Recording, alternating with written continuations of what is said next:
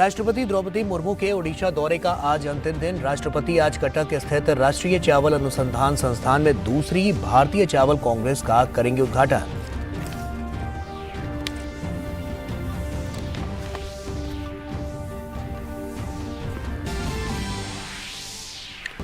केंद्रीय गृह मंत्री अमित शाह हैदराबाद स्थित सरदार वल्लभ भाई पटेल राष्ट्रीय पुलिस एकेडमी में आयोजित आईपीएस प्रोबेशनर्स की पासिंग आउट परेड में हुए शामिल। कहा, आधुनिक पुलिसिंग में तकनीक का अहम रोल। 8 साल पहले आंतरिक सुरक्षा के सामने थी कई चुनौतियां, लेकिन आज जम्मू कश्मीर में आतंकी घटनाओं में आई कमी।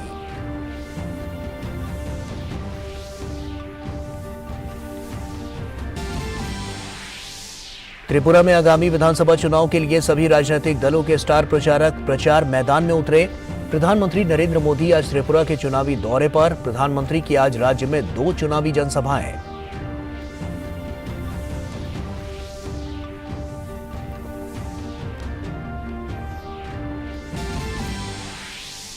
महिला एवं बाल विकास मंत्रालय के G20 एम्पावर समूह की 2 दिवसीय इंसेप्शन मीटिंग आज से आगरा में होगी शुरू। महिलाओं को सभी क्षेत्रों में नेतृत्व करने के लिए सशक्त बनाना है आयोजन का उद्देश्य।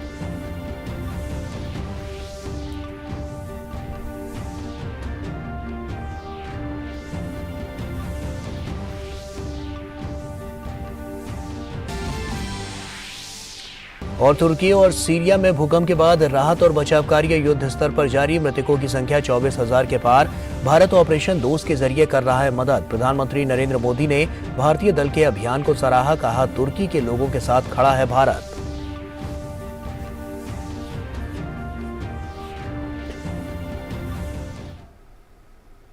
नमस्कार, आप देख रहे हैं डीडी न्यूज। आपके साथ मैं हूं गौरव श्रीवास्तव। तो चलिए बुलेटिन की शुरुआत करते हैं। राष्ट्रपति द्रौपदी मुर्मू के ओडिशा दौरे का आज अंतिम दिन है। राष्ट्रपति आज कटक स्थित राष्ट्रीय चावल अनुसंधान संस्थान में दूसरी भारतीय चावल कांग्रेस का उद्घाटन करेंगी। इससे पहले राष्ट्रपति ने कल भुवनेश्वर स्थित राजभवन में नए अभिषेक हॉल का उद्घाटन किया था।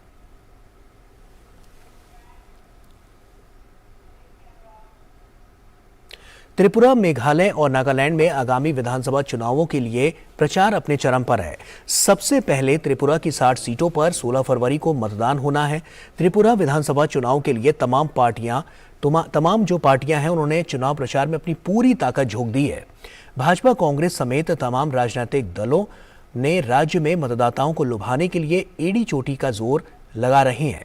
प्रधानमंत्री नरेंद्र मोदी आज त्रिपुरा के चुनावी दौरे पर रहेंगे। प्रधानमंत्री आज त्रिपुरा में 2 चुनावी रैलियों को संबोधित करेंगे। प्रधानमंत्री की पहली रैली धलाई जिले के अंबासा में होगी, जबकि दूसरी रैली गोमती में होगी।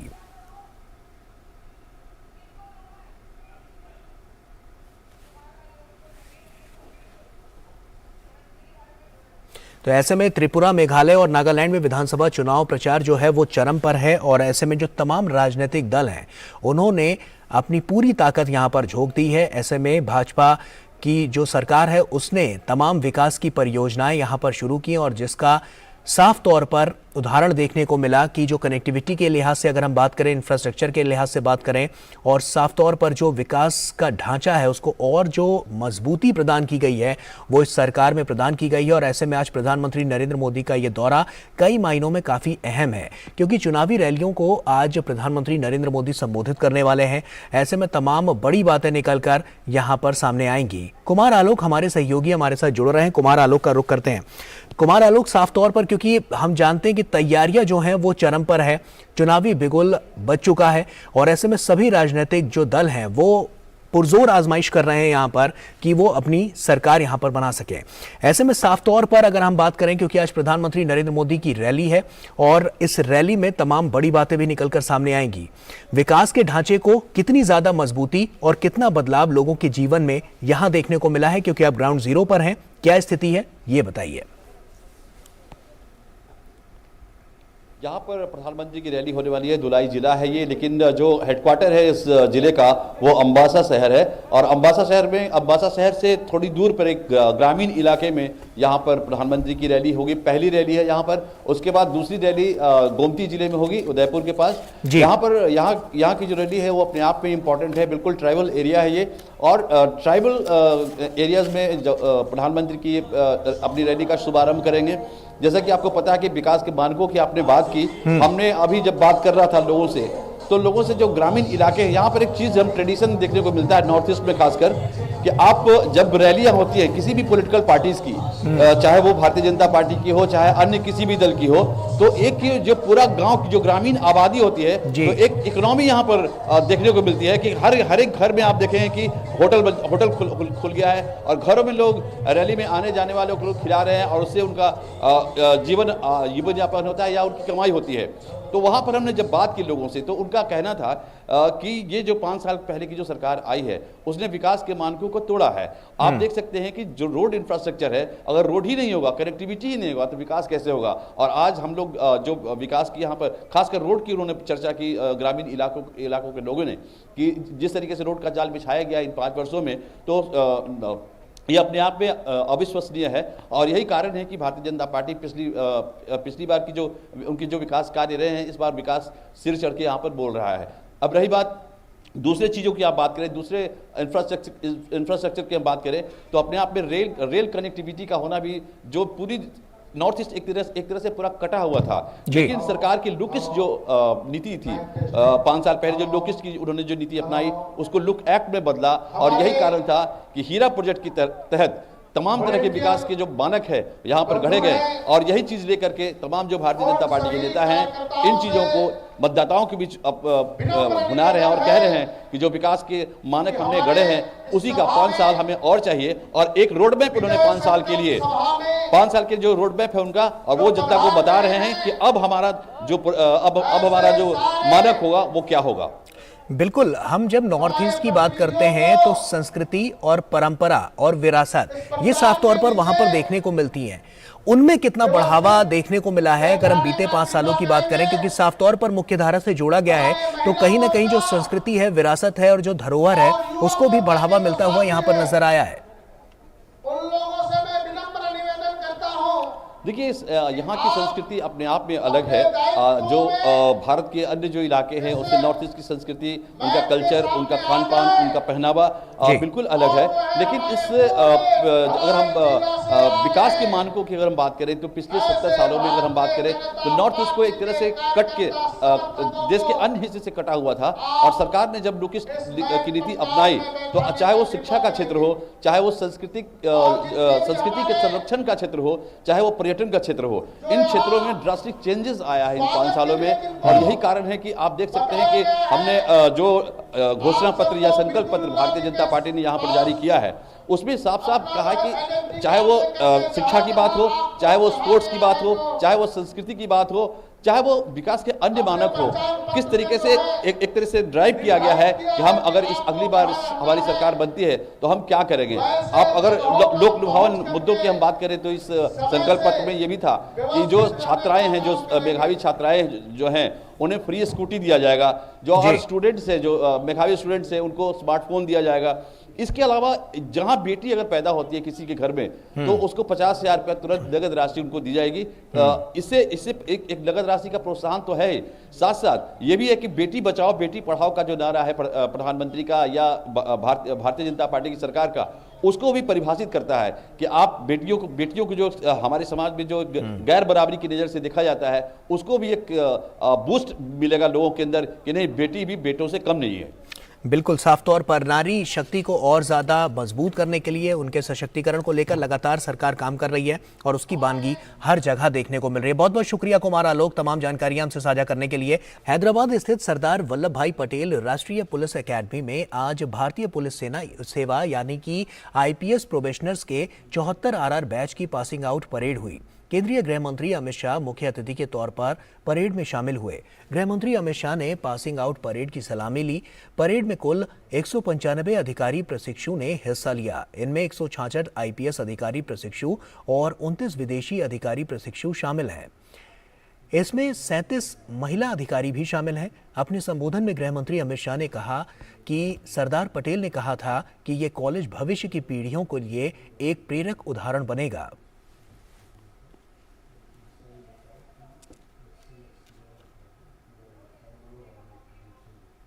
सरदार पटेल ने इस कॉलेज की स्थापना के वक्त ये कहा था कि एक कॉलेज भारत में अपनी तरह का पहला संस्थान है।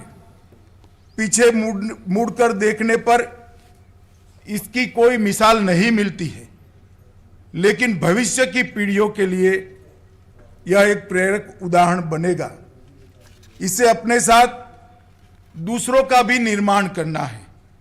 इसे अपने छात्रों के बीच वो प्यार और सम्मान पैदा करना है जो एक समय में शैक्षिक संस्थान का गौरव और विरासत हुआ करता था। और वहीं गृह मंत्री ने कहा कि 8 वर्ष पहले देश के आंतरिक सुरक्षा के क्षेत्र में कई चुनौतियां थीं। आज हमने जम्मू कश्मीर में आतंकी घटनाओं में कमी लाई है। 8 साल पहले के देश की आंतरिक सुरक्षा का परिदृश्य देखे तो 3 बड़े हॉटस्पॉट देश की आंतरिक सुरक्षा की दृष्टि से नासूर बनकर हमारे सामने थे। जम्मू कश्मीर में आतंकवादी घटनाएं, पूर्वोत्तर के अंदर इंसर्जेंसी और वामपंथी उग्रवाद क्षेत्रों में बढ़ती वामपंथी हिंसा। आज हम 8 साल के बाद देखते हैं तो ये तीनों थिएटर में काफी हद तक हमने कंट्रोल पाने में सफलता प्राप्त की है। और वहीं अमित शाह ने कहा कि प्रधानमंत्री नरेंद्र मोदी आने वाले 25 साल की चुनौतियों से निपटने के लिए पुलिस टेक्नोलॉजी मिशन की उन्होंने शुरुआत की। कुल 195 अधिकारी प्रशिक्षु अकादमी में चरण 1 का बेसिक कोर्स का प्रशिक्षण प्राप्त कर रहे हैं। मुझे आनंद है कि इसमें 41 महिला अधिकारी हैं। इसमें 166 आईपीएस प्रशिक्षु अधिकारी और 29 प्रशिक्षु अधिकारी हमारे पड़ोसी देशों से भूटान, नेपाल, मालदीव और मॉरिशस से है। मैंने जब देखा कि आपकी बेसिक क्वालिफिकेशन में सबसे ज्यादा टेक्निकल बैकग्राउंड के प्रशिक्षु हैं, मैं आप सभी को बताना चाहता हूं कि देश के प्रधानमंत्री नरेंद्र मोदी जी ने आने वाले 25 साल की चुनौतियों को निपटने के लिए पुलिस टेक्नोलॉजी मिशन की स्थापना की है। जो पुलिस टेक्नोलॉजी मिशन हमारे देश के सभी पुलिस संस्थानों को टेक्नोलॉजी की दृष्टि से न केवल विश्व के टेक्निकल चुनौतियों के अनुरूप बनाएगा, इसके साथ साथ हेड कांस्टेबल से लेकर डीजीपी तक की पूरी पुलिस प्रणाली को टेक्नो सेवी भी बनाएगा। और वहीं अब बात अफवाहों पर लगाम लगाने की। सोशल मीडिया पर वायरल एक मैसेज में दावा किया जा रहा है कि चुनाव कानून संशोधन विधेयक 2021 के अनुसार अब वोटर आईडी और आधार को लिंक करना अनिवार्य है। पीआईबी ने अपने फैक्ट चेक ट्विटर हैंडल से इस खबर की सच्चाई बताई है। पीआईबी फैक्ट चेक के अनुसार ये खबर पूरी तरह से फर्जी और निराधार है। आधार कार्ड को वोटर आईडी कार्ड से लिंक कराना पूरी तरह से स्वैच्छिक है। हम अपने दर्शकों से अनुरोध करते हैं कि वो अफवाहों से बचें और सोशल मीडिया पर वायरल हो रही किसी भी खबर या वीडियो की सत्यता को हमेशा जांचें। अनावश्यक वायरल होने वाले संदेशों से हमेशा बचें। केंद्रीय शिक्षा और कौशल विकास और उद्यमिता मंत्री धर्मेंद्र प्रधान ने शुक्रवार को युवा संगम पोर्टल का शुभारंभ किया। इस अवसर पर केंद्रीय कानून और न्याय मंत्री किरेन रिजिजू, केंद्रीय पर्यटन मंत्री जी किशन रेड्डी, केंद्रीय सूचना और प्रसारण मंत्री अनुराग ठाकुर भी उपस्थित रहे। कार्यक्रम में उत्तरी पूर्वी राज्यों के सांसदों ने भी हिस्सा लिया। आइए देखते हैं ये खास रिपोर्ट। केंद्रीय शिक्षा और कौशल विकास एवं उद्यमिता मंत्री धर्मेंद्र प्रधान ने 6 फरवरी को एक भारत श्रेष्ठ भारत के तहत युवा संगम पोर्टल के साथ पायलट प्रोजेक्ट लॉन्च कर दिया, जिसमें एक भारत श्रेष्ठ भारत के तहत अब युवा संगम में पूर्वोत्तर के युवाओं को देश के अन्य राज्यों और अन्य राज्यों के युवाओं को पूर्वोत्तर के 8 राज्यों की परंपरा, संस्कृति, पर्यटन स्थल, खान पान, भाषा और विविधता को जानने का मौका मिलेगा। इसमें 18 से 30 आयु वर्ग के 1000 युवाओं, जिसमें पूर्वोत्तर के 300 और अन्य राज्यों के 700 युवाओं को देश के अन्य राज्यों में यूथ एक्सचेंज प्रोग्राम के तहत भेजा जाएगा। केंद्रीय मंत्री धर्मेंद्र प्रधान ने कहा कि युवा संगम इस अमृत काल में भारत की भावना को और मजबूत करने का काम करेगा। इस युवा संगम हमारे देश में अपने आप में एक महत्व रखती है। भारत की कुछ शब्द ऐसे हैं, सभी भाषाओं में एक ही होता है, और युवाओं को संगम में जोड़ना ये इस कार्यक्रम की प्रयास है। इसमें घर में जैसे अतिथि आता है, ऐसे ही आत्मीयता के साथ नौजवानों को जब हम देश को समझाएंगे, मित्रों, कोई हमको अलग नहीं कर सकता है। इसी के लिए प्रधानमंत्री जी ने एक भारत श्रेष्ठ भारत की कल्पना किया गया है। युवा संगम पोर्टल के साथ पायलट प्रोजेक्ट की लॉन्चिंग के इस अवसर पर केंद्रीय खेल एवं युवा कार्य और सूचना एवं प्रसारण मंत्री अनुराग सिंह ठाकुर, केंद्रीय मंत्री किरेन रिजिजू, केंद्रीय मंत्री जी किशन रेड्डी सहित अन्य गणमान्य उपस्थित रहे। वहीं कार्यक्रम में उत्तर पूर्वी राज्यों के सांसदों ने भी बढ़ चढ़कर हिस्सा लिया। सरकार की ये पहल पर्यटन, परंपरा, प्रगति और परस्पर संपर्क के 4 व्यापक क्षेत्रों में बहुआयामी अनुभव प्रदान करेगा। नॉर्थ ईस्ट, जिसको लुक ईस्ट पॉलिसी के रूप में यूपीए की सरकार देखती थी, एक्ट ईस्ट की सोच को लेकर चले हैं, और इस अष्टलक्ष्मी का सही मायने में उद्धार किसी ने किया। उस क्षेत्र का अगर पूरी तरह से शिक्षा हो, सड़क हो, स्वास्थ्य हो, रेल हो, हवाई पट्टी हो, तो नरेंद्र मोदी जी के 9 वर्षों में होने का काम हुआ है। जब हम युवा संगम की बात करते हैं तो हम दुनिया के उस देश की बात कर रहे हैं जहां दुनिया की सबसे बड़ी युवा आबादी किसी देश में है तो हमारे भारत में है।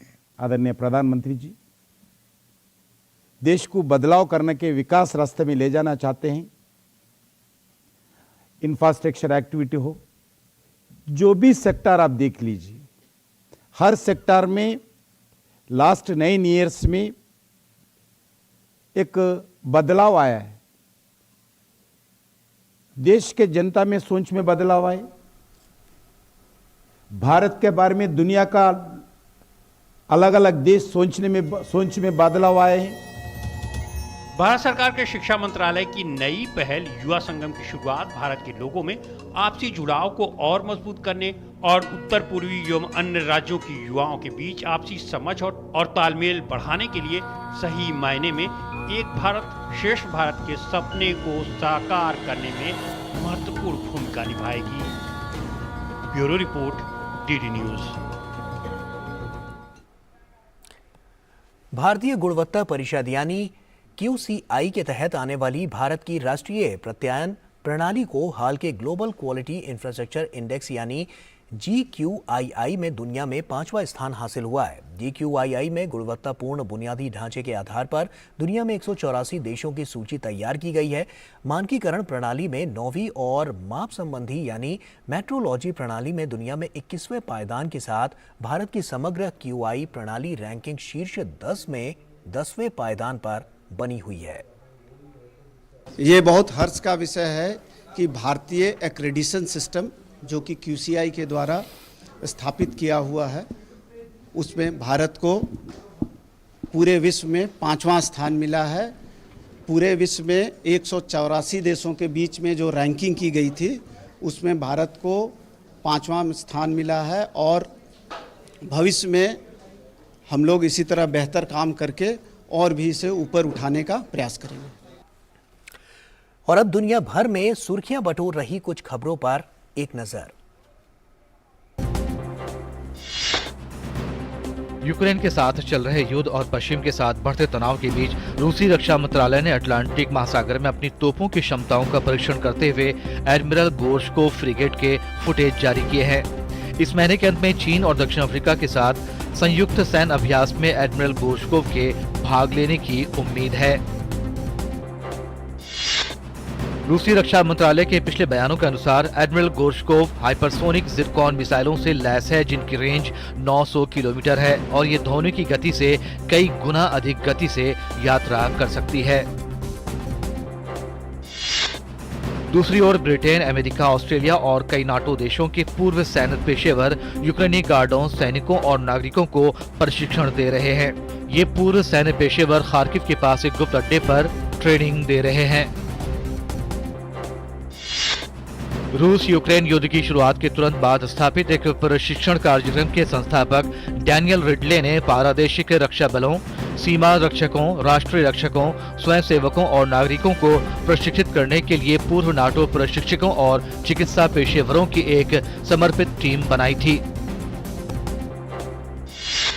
अमेरिकी राष्ट्रपति जो बाइडेन और ब्राजील के राष्ट्रपति लुइस इनासियो लुला डी सिल्वा ने अपनी अपनी राजधानियों पर हमलों के बाद लोकतंत्र के प्रति अपनी प्रतिबद्धता की फिर से पुष्टि करते हुए मुलाकात की। बोल्सोनारो के समर्थकों ने लुला को बाहर करने के लिए सैन्य तख्तापलट के आह्वान में 8 जनवरी को ब्रासीलिया में सरकारी भवनों पर हमले किए थे, जबकि ट्रंप समर्थकों ने यूएस कैपिटल पर धावा बोला था।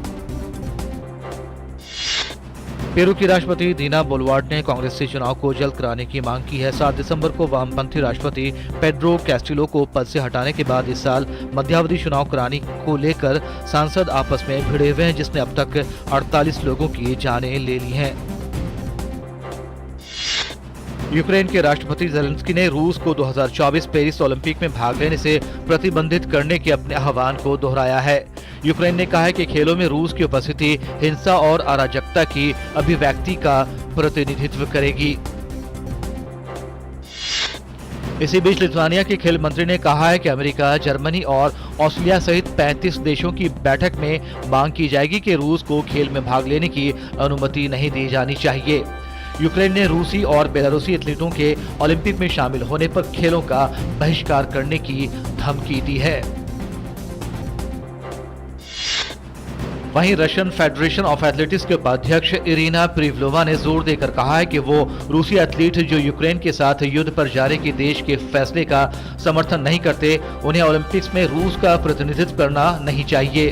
प्रिवलोवा ने कहा कि ऐसे एथलीट तटस्थ स्थिति में प्रतिस्पर्धा कर सकते हैं, लेकिन उन्हें रूस द्वारा प्रदान किए गए विशेषाधिकार नहीं मिलने चाहिए। और इसी के साथ फिलहाल इतना ही। हमें दीजिए इजाजत। नमस्कार।